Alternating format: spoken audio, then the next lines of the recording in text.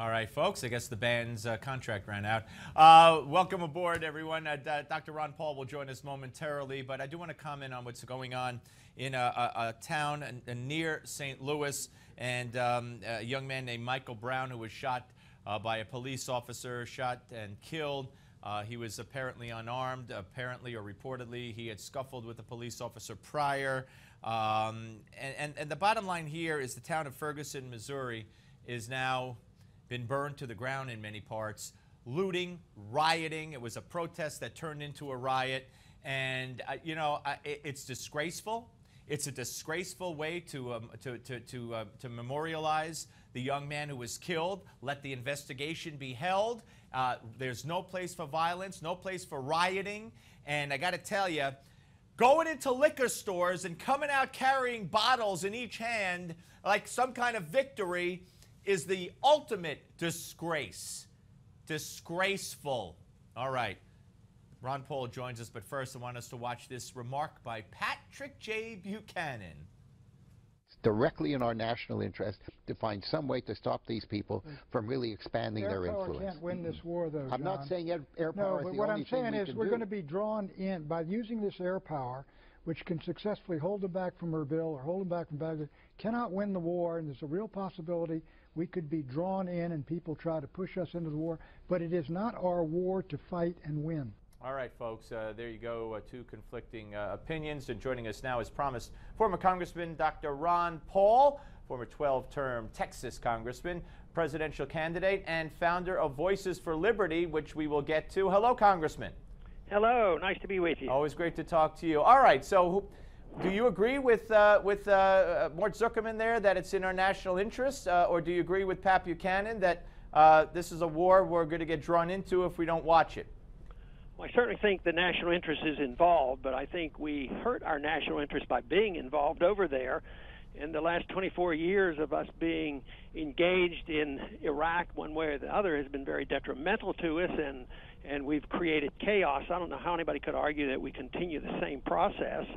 I think it's time we reassess it and decide that maybe there is a different approach. But did we create, I mean, by inaction in Syria, we may have enabled ISIS, but did we create the radical Islamic problem, the radical Islamic philosophy that would cut off the heads of children as they're doing and put them on sticks?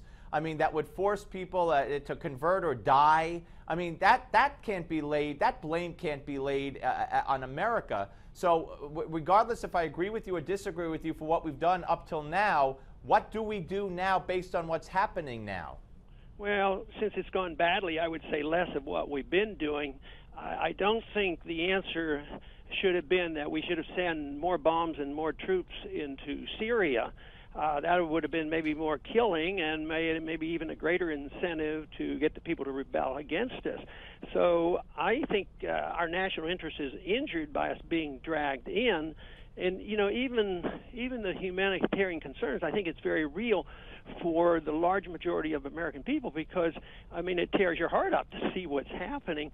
But the humanitarian concern is probably the embarrassment of our 100 or so military personnel in Erbil and that we have to leave and we have a footprint there. And I think that's the main reason why they're motivated, because it would be so embarrassing, you know, if Erbil is taken over or we have to leave Baghdad. I mean, that would be the final insult. It would probably be worse than us leaving Vietnam, and look how that ended. So you think that Obama's being motivated by embarrassment over humanitarian concern?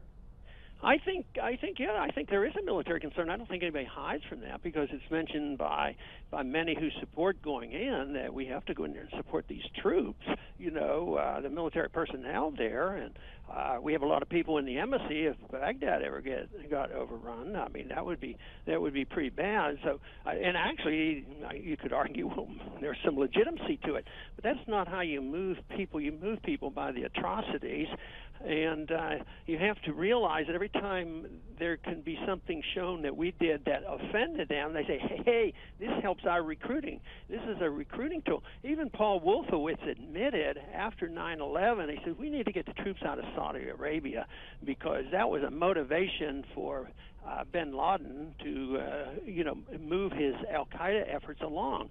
So they do recognize that it does have an influence. Should this should this be left up more to the countries with, although our security, Dianne Feinstein even, they're saying that, these ISIL people, I'm sorry, I said ISIL for the first time, ISIS could be here, they could have Western passports, they could get into this country, and they can harm us here. But the more immediate threat is to Saudi Arabia, Jordan, United Arab Emirates, and possibly Israel. Should they not form some kind of alliance and take care of this militarily themselves? Sure, that'd be a good idea.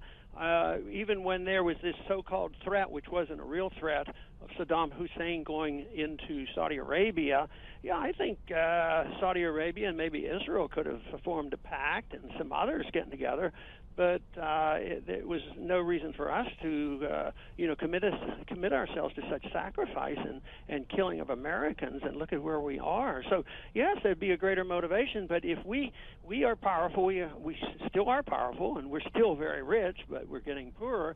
And it's sort of like dependency. If we say, we are the policemen, whatever you do, we'll come. Europeans, are pretty lax. Don't you think they should be doing a lot more if there's indeed a real threat in Ukraine? It should be the Europeans. But I see the Europeans are really rebelling right now about the sanctions.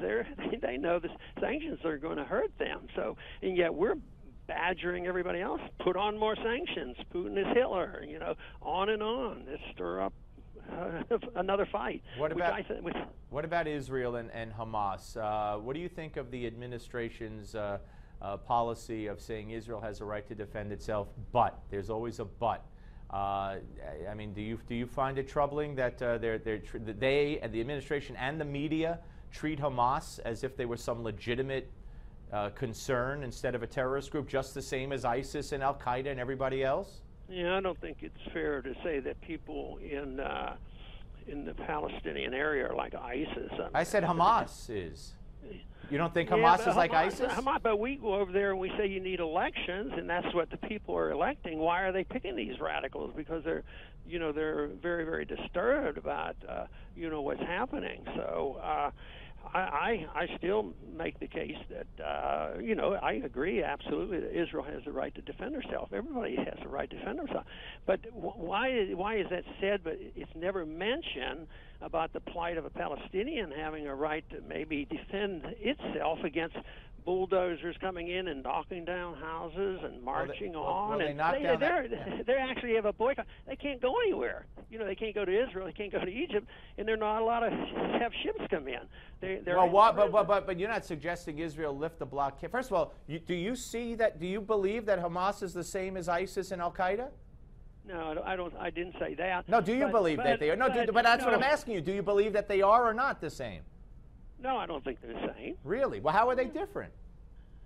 Well, they're two different countries and two different reasons, two different motivations. The people in Palestine are putting up with different things. So, yes, they're both using violence, but that's a natural tendency when people feel oppressed. So I don't think that's.